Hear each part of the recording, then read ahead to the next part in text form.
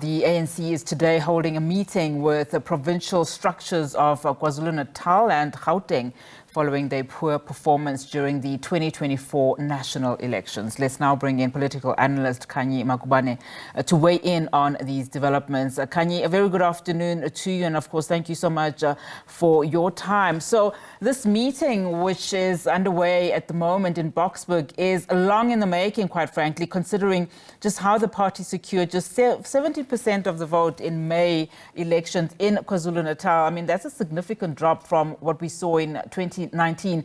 But is disbanding or overhauling, as these words have been used very loosely, the provincial leadership of KwaZulu-Natal the answer for the ANC, just given what's at stake for the party? Well, it's definitely not going to provide overnight solutions, but perhaps it may provide long-term solutions for the ANC.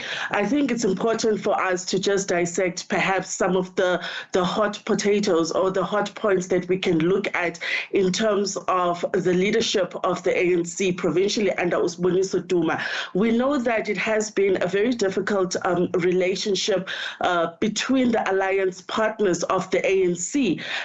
We heard the SACP just this morning saying that they are going to be running for elections by themselves, and this also affects KZN. SANCO, the National Civic Organization, just not too long ago, also cited a breakdown in the relationship with the ANC in the province for their reasons of leaving that alliance. We know that Usboniso Duma also has had a very difficult relationship with His Majesty King Misizulukazi Welithini, and that's a very key figure for the ANC. So what we are seeing here is a provincial leadership that is not popular with the people of KZN. And yes, of course, we can look to the Mkhonto Wesizwe's strong performance as being one of the reasons why their performance in the elections was poor. But it goes beyond that. The provincial leadership and its relationships just in the province, the relationships that have kept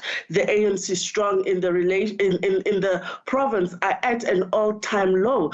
I mean, you can't go from a majority of 57% to 17% and not actually see that the problem is with your leadership. And so I'm supposing that from their August meeting, the NWC did meet in 11 regions, the provincial leadership with the president in August, and so they're meeting again. So this is a follow-up to that meeting. And, you know, questions of disbandment, yes, ahead of 2026 may seem like a quick fix, but if they don't bring in people who can then, be viewed favorably, as having a better chance of giving the ANC a better performance in the local government elections, then the ANC will probably still be sitting in the same position, come the local government elections. But many are pushing back, saying why the only two provinces, KwaZulu-Natal and Gauteng, why not take a holistic look at this picture? I mean, as you rightfully say, there are a number of people, of course, that are unhappy with this process that's happening in KwaZulu-Natal, Provincial Secretary Bheki Mtolo being one of them. But the suggestion that, that the growing influence of the MK party should be then viewed holistically, not only from a provincial lens, also speaks volumes in that has the ANC really been very consistent, with this type of decisiveness when it comes to provinces? Well, we can isolate Gauteng and KZN because of their importance to the party. And yes, it is a fair point to raise. Why not look at it holistically? Why not go province to province and look at the performance? And I think that the ANC is starting with these two provinces just because of how important they are to the ANC. Historically, KZN has been a big province for the ANC in terms of pushing up its victory numbers. The Gauteng province is also very important economically. It is the economic hub of the country, and in fact, the entire continent of Africa, looks to Gauteng in many ways for its economic development. So on that front, I can see why the ANC would want to rehabilitate these two provinces as a matter of urgency. However, they can't only ignore what's happening in the Eastern Cape, what's happening in the Free State, what's happening in the Northwest. Just a few weeks ago, I was in the Northwest province, and I can tell you, Unati, it's like a ghost town in the Northwest province.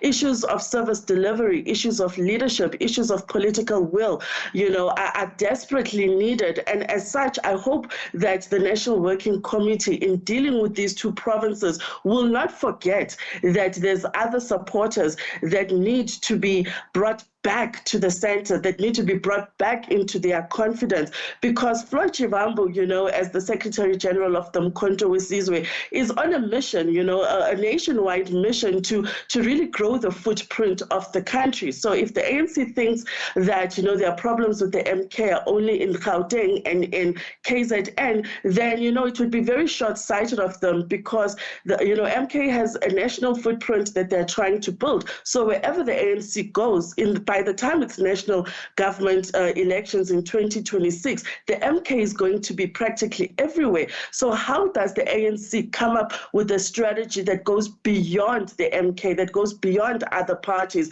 but actually brings back voters to organically vote for them because they believe in them?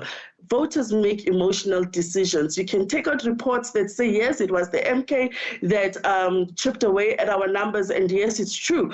But is the ANC still an attractive party for the electorate? That is the most important question. You touched a little bit on this, just in terms of the various dynamics to, 2026 in terms of the local government elections.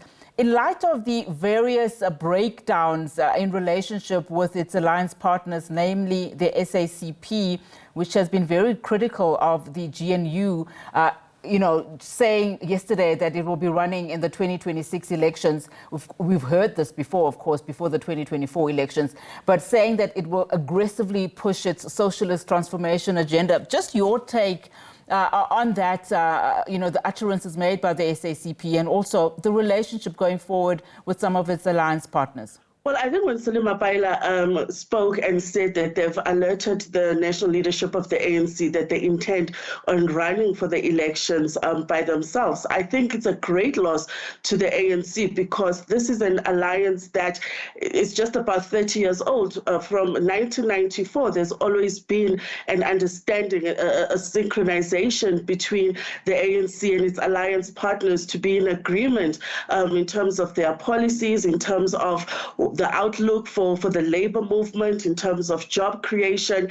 And it's a very watershed moment when we now see the SACP no longer seeing any value being in an alliance with the ANC. They don't see any value.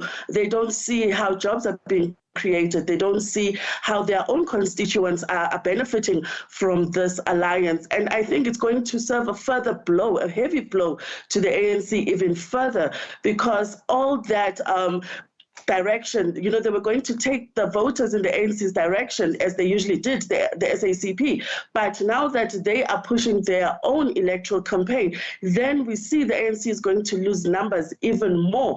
And once again, it comes back to this point, Unati, is the ANC still an attractive party for the men on the street, no matter how they maneuver at a national level? But for the men on the street, does he still want to put his axe next to the ANC's name? And that's the big question.